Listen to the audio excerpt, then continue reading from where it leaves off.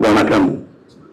இது ஒரு குடும்ப விழா என்றால் மிகையாகாது. என் குடும்பத்தார் சில பேர் இங்கே உட்கார்ந்திருக்கிறார்கள்.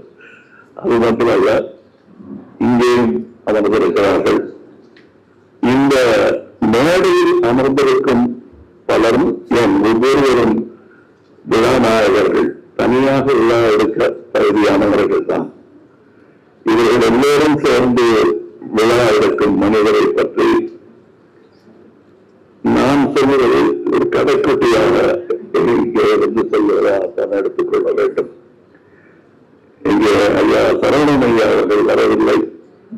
அவருடைய மடியை, அவருடைய இடத்தை இங்கே கொடுத்திருக்கிறார்.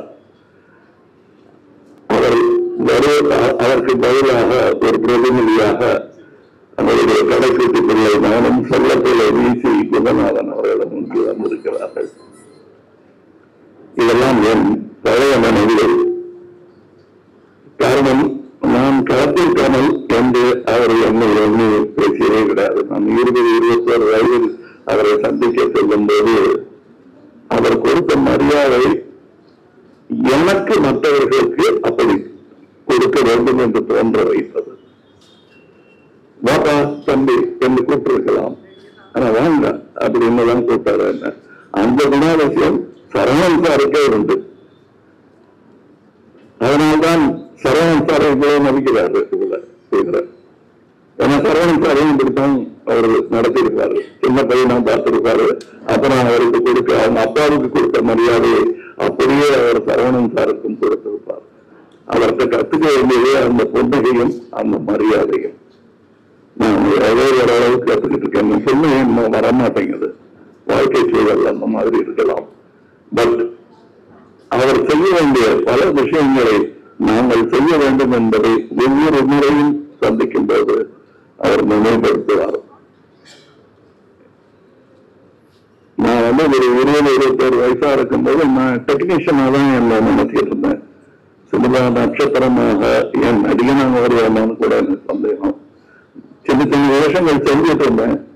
ஆனா எனக்கு என்னமோ டெக்னீஷியனா இருக்கிறது தான் கௌரவம் நினைச்சிட்டு இருந்தேன். அப்ப பாலுமகேந்திரா அவர்கள் முதல் படம் எடுக்க போறார்.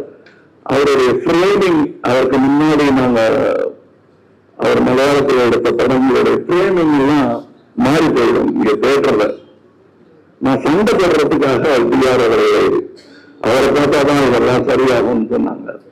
நான் போய் என்ன சார் இவ்வளவு கஷ்டப்பட்டு அவரு இன்டர்நேஷனல் லெவல்ல ஒரு ஃப்ரேமிங் வச்சிருக்காரு, அதெல்லாம் மாறி போயிடுச்சு. ஒவ்வொரு தேட்டர்ல ஒவ்வொரு மாதிரி ப்ரொஜெக்ஷன் பண்றாங்க. அதுக்குதான் நாங்க எல்லாருமே முயற்சி பண்ணிட்டு இருக்கணும்.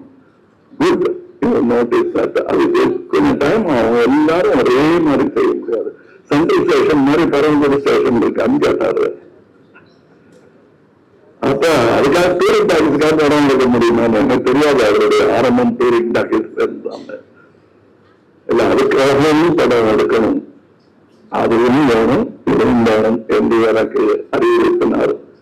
நான் இந்த வேளையில் பாலுமகேந்திரா அவர்களை பற்றி பேசுகிறேன் என்று நினைக்க வேண்டாம்.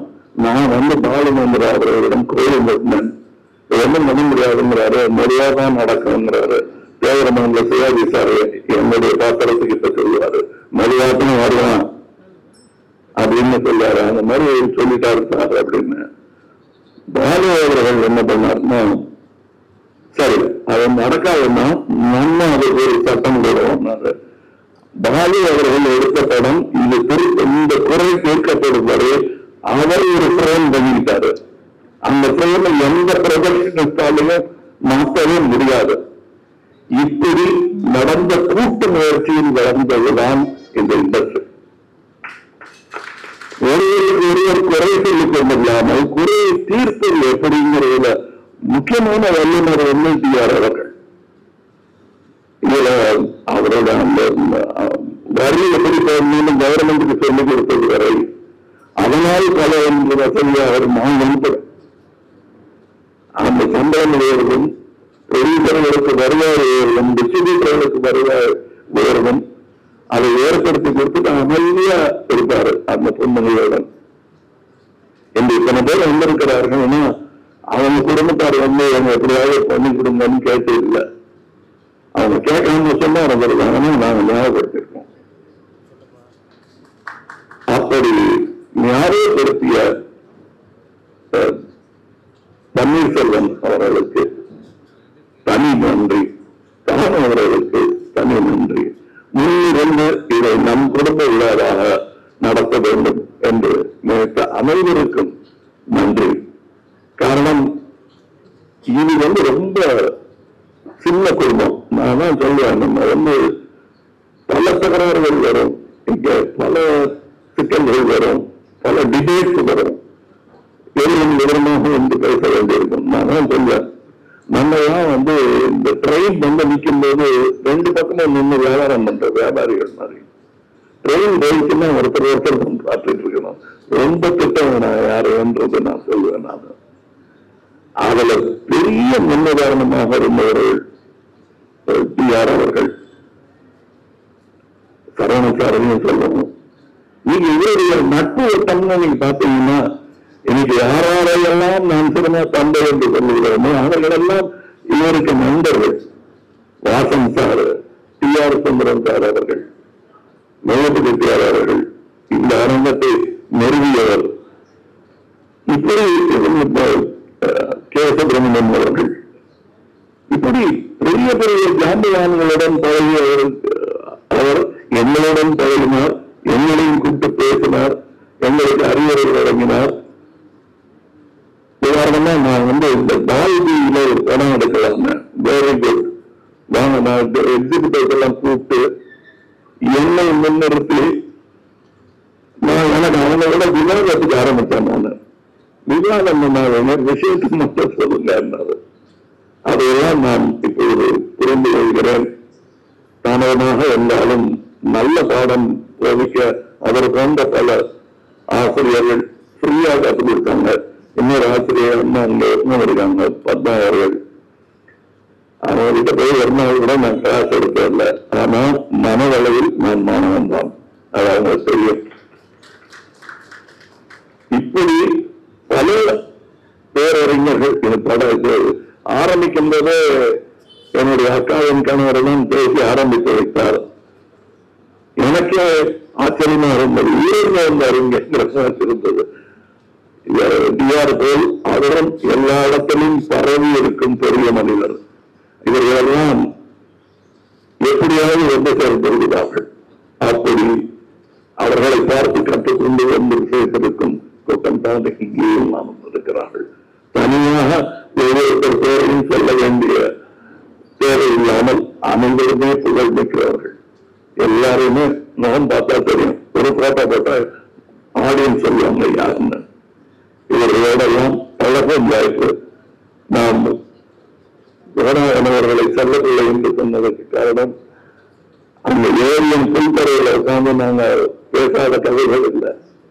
நான் அப்ப நடிக்க வருவேன், நடிச்சா வாய்ப்பு கொடுப்பாங்க, இதெல்லாம் தெரியாது.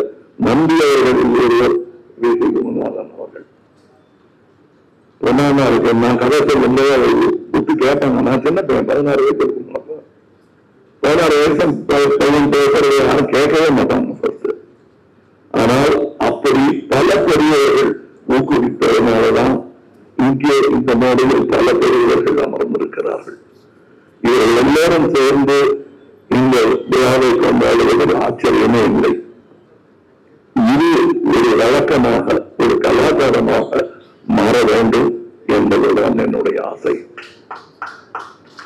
என்னுடைய இன்விடேஷன்ல வழக்கமா எங்க ஆபீஸ்ல பண்ணுவாங்க, என் பேர் எங்க போட்டிருக்காங்கன்னு ஒரு டிக்கு போடுவாங்க. அதை போட்டு காட்டினாங்க. என்னன்னா என் பேர் இருக்கான்னு கேட்கவே மாட்டாங்க.